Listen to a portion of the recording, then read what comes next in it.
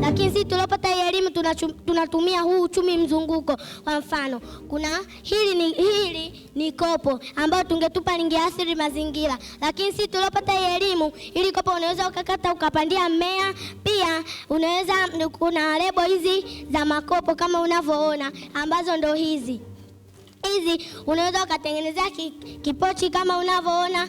Pia unaweza ukatengenezea begi kwa ajili ya kuvaa, lakini pia kuna kikapu kama unavyoona. Vyote hivi ni kuhamasisha kuwa utunzaji wa mazingira.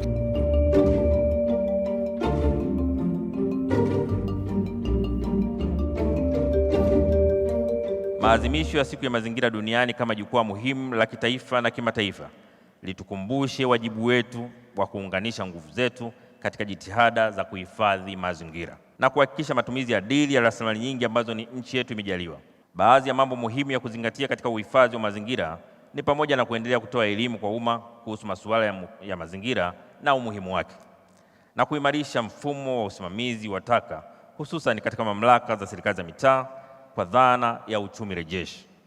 Kwa kuwa maeneo mengi bado hali ya usafi hairidhishi, hili linaenda sambamba na kubadili mtazamo wetu wa kuziona taka kama fursa ya kiuchumi na kuzitumia kutengeneza bidhaa mbalimbali kama vile mbolea, chakula cha mifugo na bidhaa nyinginezo.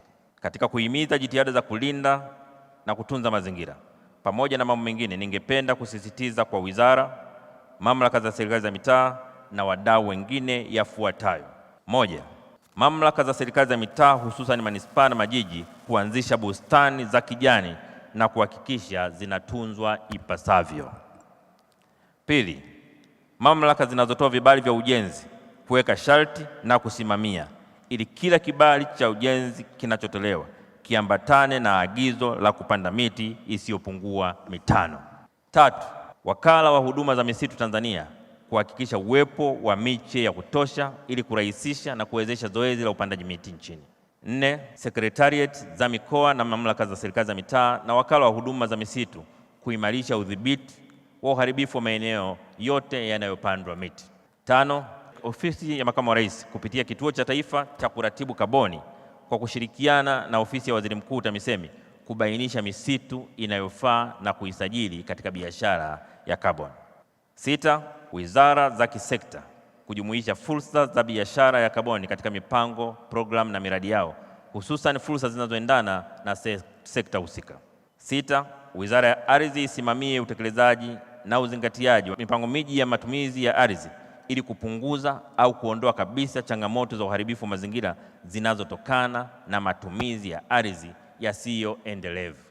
8, mamlaka za serikali za mitaa kupitia kifungu cha 89 cha sheria ya serikali za mitaa, mamlaka ya miji sura ya 288 kuimarisha mifumo ya usimamizi wa taka, hususan kuanzisha vituo vya kuchakata taka ili kupunguza kiasi cha taka katika madampo na kuchangia urejelezaji.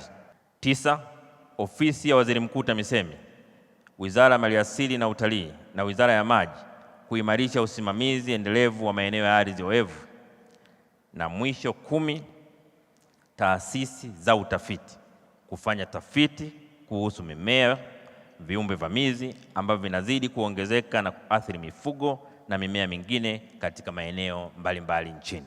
Swala la ulinzi na usimamizi wa mazingira halina mbadala. Kwa kuwa mazingira yetu ndio uhai wetu na uchumi wetu, wito wangu kwa kila mmoja wetu ni kuwajibika, kuhakikisha kwamba swala la utunzaji na uhifadhi wa mazingira, swala la utunzaji na usafi wa mazingira likiwepo udhibiti wa taka linapewa kipaumbele. Kwa kufanya hivyo, tutaweza kulinda mazingira yetu na kupunguza athari mbaya za mabadiliko ya tabia nchi.